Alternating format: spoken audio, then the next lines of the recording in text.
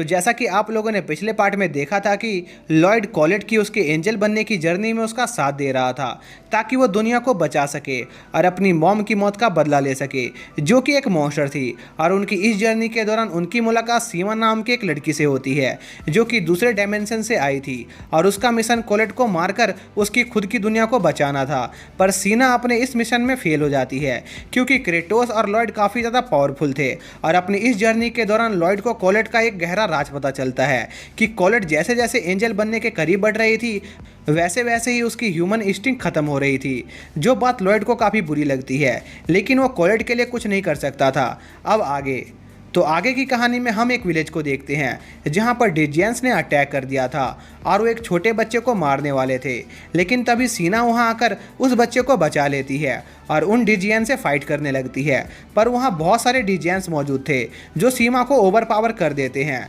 जिस पर लॉयड और उसके साथी सीना की मदद करते हैं और उसके घाव को ट्रीट करते हैं। जिस पर सीना उन्हें बताती है कि डिजियंस ने बहुत सारे विलेजर्स को अपने बेस पर कैद कर रखा है, जिस पर वो सभी डिजियंस के बेस पर अटैक करने का फैसला करते हैं और सीना को भी अपने साथ ले जाते हैं। लेकिन वो लोग सीना की गलती की वजह से डिजियंस के बेस पर घुसते ही पकड़े जाते हैं क्योंकि सीना ने गलती से एक बटन प्रेस कर दिया था, जिस पर सीना अपनी गलती सुधारने के लिए वहां पर एक मॉन्स्टर को समन करती है जो कि उसका स्पिरिट गार्डियन था। और वो मॉन्स्टर सभी डिजियंस को हराकर उनका रास्ता साफ करने लगता है। लेकिन जब वो लोग डिजियंस के बेस के अंदर पहुंचते हैं तब लॉयड गलती से अपनी पार्टी से अलग हो जाता है, जिस वजह से लॉयड को अपने आगे का रास्ता अकेले तय करना पड़ता है। इसी बीच क्रेटोस अपने साथियों के साथ डिजियंस के मेन हेडक्वार्टर में पहुंच जाता है जहां पर रेन अपनी नॉलेज का इस्तेमाल करके डिजियंस के कंप्यूटर को हैक कर लेता है और उसकी मदद से बहुत सारे कैप्चर विलेज को आज़ाद करा देता है। इसी दौरान लॉयड एक लेबोरेटरी में पहुंच जाता है जहां पर बहुत सारे ह्यूमन स्पॉट्स में बंद थे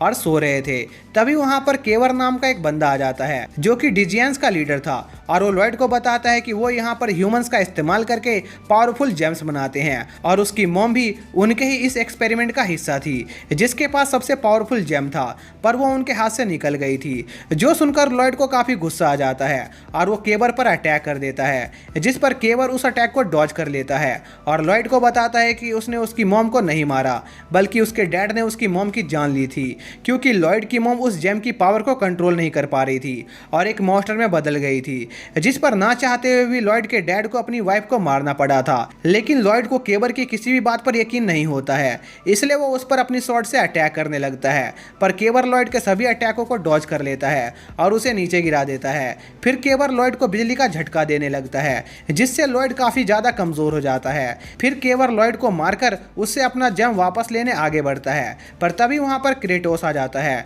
जो केवर को अपने मैजिक से रोक देता है और अपनी स्वॉर्ड केवर के पेट के आर पार कर देता है, जिससे केवर की मौत हो जाती है। और इस बैटल के बाद लॉयड अपने उस जेम को फेंकने का फैसला करता है क्योंकि उसे लग रहा था कि वो भी उस जेम से अपनी मॉम की तरह एक मॉन्स्टर बन जाएगा, जिस पर क्रेटोस उसे ऐसा करने से मना करता है क्योंकि उन्हें अपनी जर्नी के लिए उस पावर की जरूरत थी। जिस पर लॉयड क्रेटोस की बात मान लेता है और वो लोग आखिरी रूइन की तरफ बढ़ते हैं और वहां मौजूद मॉन्स्टर को भी मार देते हैं, जिससे कॉलेट को और भी ज़्यादा पावरफुल एंजेलिक एबिलिटीज मिलती है। जिसके बाद अब उन्हें अपने मिशन को कंप्लीट करने के लिए बस टावर ऑफ सैल्वेशन जाना रह गया था। लेकिन लॉयड अपने इस जर्नी में हुई घटनाओं से काफ़ी ज़्यादा निराश होता है और एक जगह बैठकर उन सभी चीज़ों के बारे में सोच रहा होता है। तभी कॉलेट वहाँ पर उसका मन बहलाने आती है, जिस पर लॉयड कॉलेट को उसके लिए गाना गाने को कहता है क्योंकि कॉलेट का गाना सुनकर लॉयड थोड़ा शांत महसूस करता था। पर कॉलेट लॉयड की बात का कोई रिप्लाई नहीं देती है और लॉयड की तरफ देखकर मुस्कुराती है, जिससे लॉयड समझ जाता है कि इस बार कॉलेट ने अपनी आवाज़ खो दी थी। इसलिए कॉलेट लॉयड के हाथ पर सॉरी लिखकर उसे माफ़ी मांगती है क्योंकि वो उसके लिए गाना नहीं गा सकती थी। पर यह जानकर लॉयड काफ़ी ज़्यादा उदास हो जाता है और रोने लगता है क्योंकि लॉयड को लग रहा था कि इस जर्नी के दौरान सिर्फ वही बहुत ज़्यादा दुख में है, जबकि उसको इस बात का बिल्कुल भी एहसास नहीं हो रहा था कि उसके दोस्त कॉलेट इस दुनिया को बचाने के लिए कितना कुछ कुर्बान कर रही है।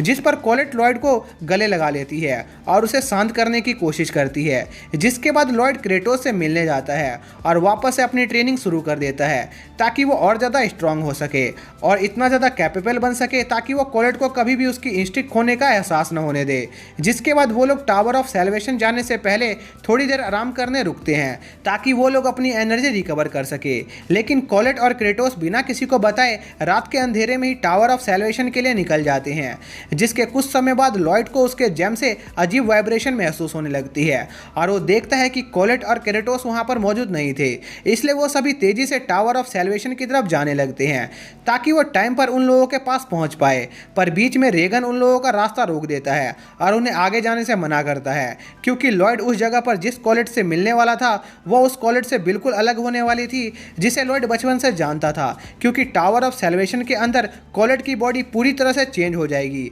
इसलिए रेन लॉयड से पूछता है कि आखिर वो क्या चाहता है, क्योंकि या तो वो कोलेट को बचा सकता था या तो इस दुनिया को। जिस पर लॉयड आगे बढ़ना जारी रखता है और रेन से कहता है कि चाहे जो हो जाए वो कोलेट को प्रोटेक्ट करेगा, क्योंकि यहाँ सभी लोग दुनिया को प्रोटेक्ट करना चाहते हैं, लेकिन कोई ये नहीं देख रहा है कि एंजल बनने की इस प्रोसेस में कोलेट को कैसा महसूस हो रहा है और वो कितने दर्द से गुजर रही है। इसलिए अगर कोई कोलेट की मदद नहीं करना चाहता है तो अकेला कोलेट को बचाएगा और आखिरी दम तक उसकी प्रोटेक्शन करता रहेगा। और यह कहने के साथ ही लॉयड वहां से जाने लगता है। तभी वहां पर यून नाम का एक बंदा आता है जो डिजियंस बनने का नाटक कर रहा था और असल में वो आदमी रेन गेडिस नाम की एक आर्मी का लीडर था जो कि डिजियंस के खिलाफ जंग लड़ रहे थे और वो यहाँ पर कोलेट की एंजल बनने की प्रोसेस को रोकने में लॉयड की मदद करने आया था। जिसके बाद वो उन्हें जल्दी से उसके साथ टावर ऑफ सैल्वेशन चलने को कहता है ताकि वो कोलेट को एक एंजल बनने से रोक सके। जिसके बाद वो सभी टावर ऑफ सैल्वेशन पहुंचते हैं जहां पर क्रेटोस उनका रास्ता रोकने के लिए खड़ा होता है, जिस पर लॉयड क्रेटोस को उनके सामने से हट जाने को कहता है। पर तभी लॉयड को पता चलता है कि क्रेटोस असल में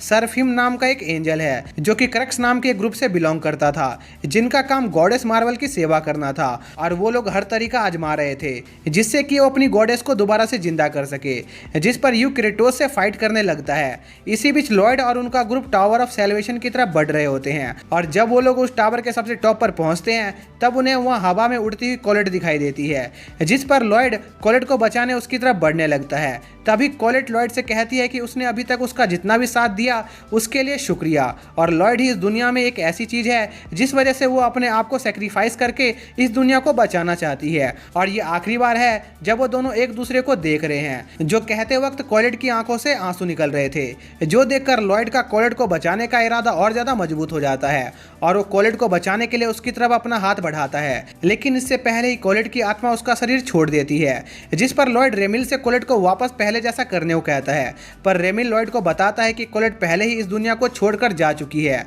और वो अब कुछ नहीं कर सकता है। जो सुनकर लॉयड के हाथ से उसकी तलवार छूट जाती है और यह बात जानकर लॉयड को एहसास होता है कि वो अब कोलेट को फिर से कभी नहीं देख पाएगा। फिर रिमिल कोलेट को वहां से लेकर जाने लगता है, पर तभी जीनियस और रेन एक साथ मिलकर रिमिल पर अटैक कर देते हैं और लॉयड को हार मानने से मना करते हैं। तभी लॉयड का जेम भी चमकने लगता है और लॉयड को उसकी मॉम की बात याद आती है जो कि अपने दोस्तों को हमेशा प्रोटेक्ट करने की थी। जिस पर लॉयड थोड़ी देर शांत खड़ा हो जाता है और थोड़ा हौसला जमा करने लगता है। फिर लॉयड अपनी स्वॉर्ड उठाता है और रेमिल को उससे लड़ने के लिए चैलेंज करता है और कहता है कि उसे इससे कोई फर्क नहीं पड़ता है कि उसे कोलेट को बचाने के लिए एक एंजल का सामना करना पड़े या एक गॉड का, और अगर उसके ऐसा करने से दुनिया तबाह भी हो जाती है तब भी वो अंत तक कोलेट को प्रोटेक्ट करता रहेगा। जिस पर रेमिल लॉयड पर अपने मैजिक से अटैक करता है, पर लॉयड किसी तरह से उस अटैक को रेसिस्ट कर लेता है। तभी लॉयड की बॉडी गोल्डन चमकने लगती है और वो अपनी स्वॉर्ड से एक पावरफुल स्लैश से अटैक करता है, जिस पर रेमिल खुद को हॉलिड सील से प्रोटेक्ट करने की कोशिश करता है, पर उसकी सील टूट जाती है और वो उड़ते हुए टावर की सीलिंग से टकराता है, जिससे वो सीलिंग टूटने लगती है और कोलेट के ऊपर गिरने वाली होती है। जो देखकर लॉयड तेजी से कोलेट को बचाने आगे बढ़ता है और उसे पूरी तरह से ढक लेता है ताकि कोलेट को कुछ ना हो। जिसके बाद लॉयड की आंख सीना के बेस पर खुलती है, जो लॉयड को बताती है कि वो उस एंजल को मारने में कामयाब रहा, लेकिन इसके बावजूद भी कोलेट ठीक नहीं हुई। लेकिन सीना के पास अब भी कोलेट को ठीक करने का एक तरीका था, लेकिन उसके लिए लॉयड को सीना के साथ सीना के वर्ल्ड में जाना होगा। जिसके साथ ही यह पार्ट यहीं पर खत्म हो जाता है। तो दोस्तों, अभी तक इस सीरीज़ का नया सीज़न नहीं आया है, तो जब इस सीरीज़ का नया सीज़न आएगा मैं उसे ज़रूर कवर करूँगा। तो मिलते हैं नेक्स्ट वीडियो में नई सीरीज़ के साथ, तब तक के लिए बाय।